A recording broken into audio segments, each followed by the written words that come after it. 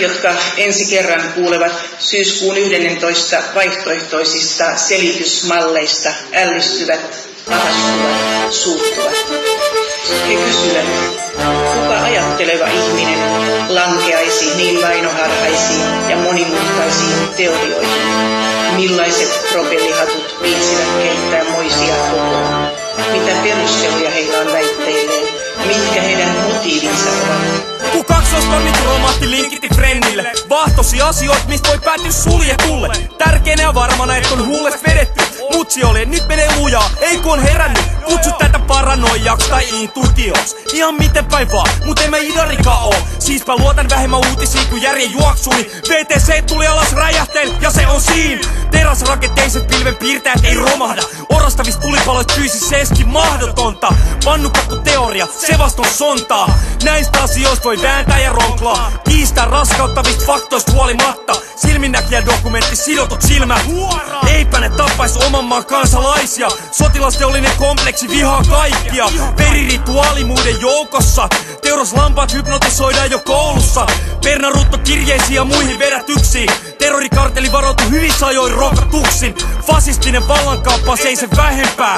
Globaalia sorttia, mut älä anna mun häiritä, mut niin se menee.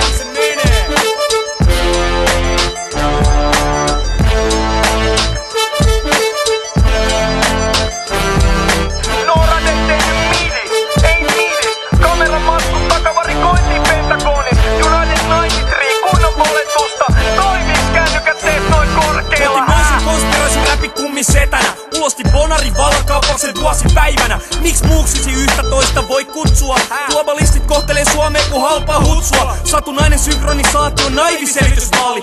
Realistinen kuin aidot hyvän tekijät ja novelit. NVO tykkää operoida arrogantin irvokkaasti. Lonkero tulottuu Lappiin asti. Lapin kanssa sensuroi muiden sakaläpät. Joku räppäri ei saa puhua vaikkei loukkais ketään. Siitä houraillaan sananvapaudesta. Uutisankkaa kumarretaan kuin Jeesusta. Panokset kovat niinku Gestapo kotiovella, joten pakko operoida tarvittavalla paatoksella. Alexander Stubb osaa Kissingerin kanssa. Massamurhaajat vetää häirityneitä puoleensa. Olen hyvin amerikkamielinen, joko vähämielinen tai täysin diabolinen. Slikiskinen etenee askel askeleelta. Ahtisaari salotit polle massitalvaaneelta. Vastavallan kaappaus muksujen takia. Prison Planetin subskriptio, Guy Fawkes maski. Prison Planetin subskriptio, Guy Fawkes maski.